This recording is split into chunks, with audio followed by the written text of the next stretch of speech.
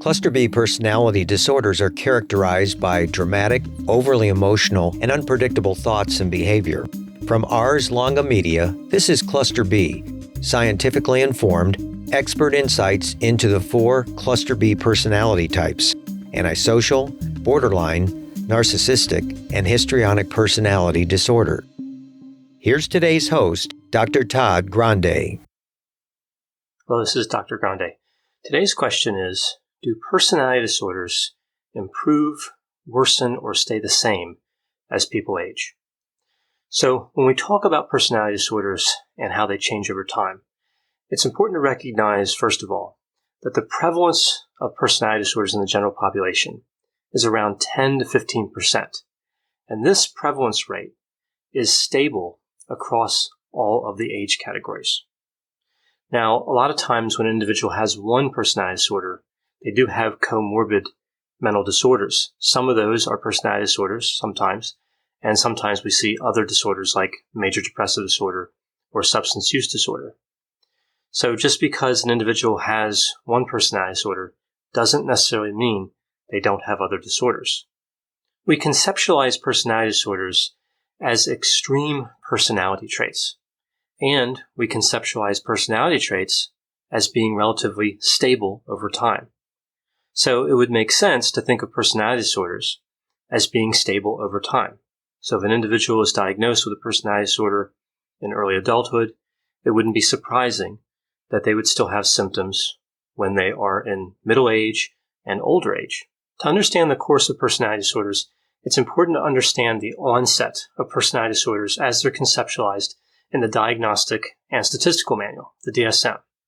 If we look at the DSM, we see there are 10 personality disorders. And for each of these 10 personality disorders, the symptoms would have had to have been present before or during early adulthood. This means there is no such thing as a late onset personality disorder if we're going strictly by what's in the DSM. Now, of course, many theorists disagree with this and believe that personality disorders can form later in life. But even then, this is fairly restricted. We believe this would be a small number of people that could have a late onset of a personality disorder. So this particular circumstance of potential late onset isn't really throwing off the prevalence numbers. Again, this would be a small number of people, if any. Now, when we talk about prevalence, though, it's important to remember that sometimes a personality disorder could be missed when somebody's younger, and it could be diagnosed when they're in middle age or an older age. So we could still see a higher prevalence of a personality disorder in older age categories, even though the symptoms theoretically would have had to have been there the whole time along. There is only a little research available about how personality disorders affect older adults and how personality disorders progress from younger adults to middle age to older age.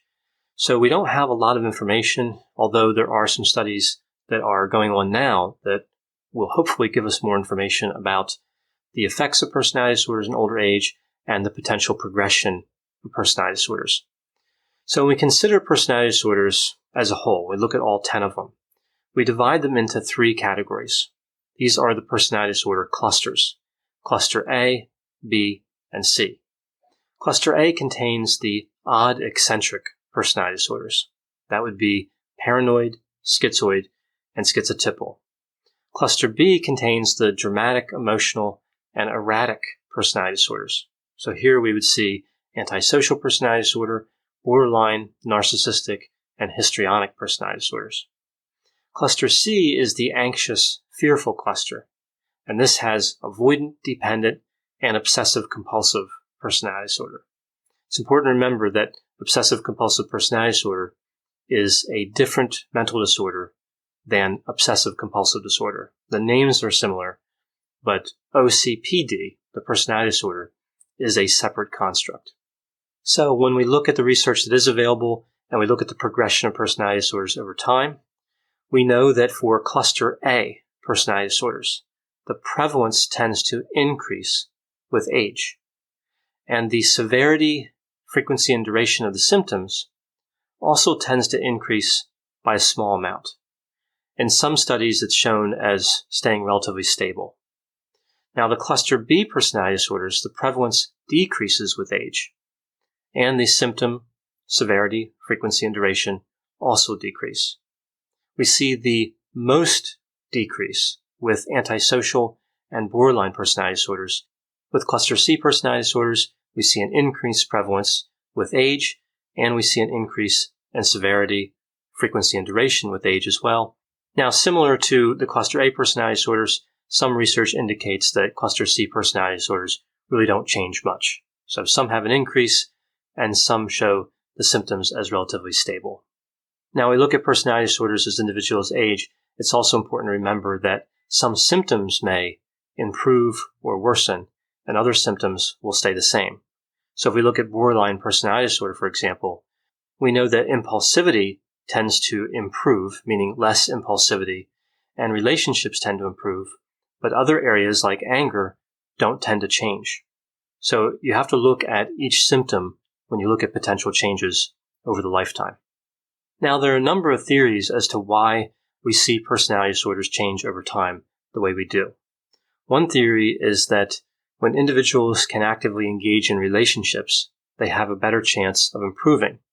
And with the cluster B personality disorders, we know that relationships are a struggle, but usually individuals with cluster B personality disorders still reach out and try to form relationships.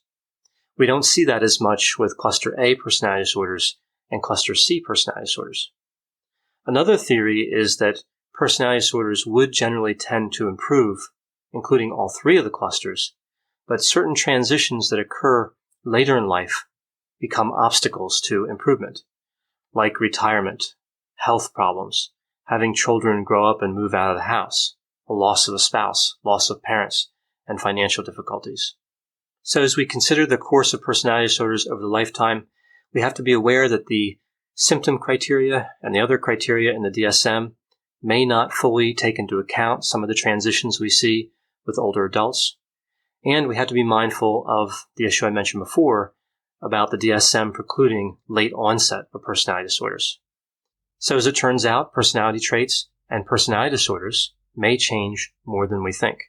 We conceptualize them, as I mentioned, as quite stable, but changes do occur, and research continues to find out why this is the case.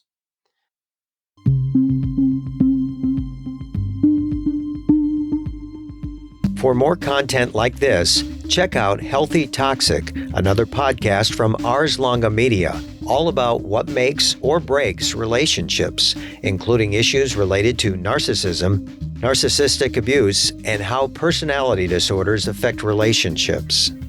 Ars Longa Vita Brevis. Learn more at arslonga.media.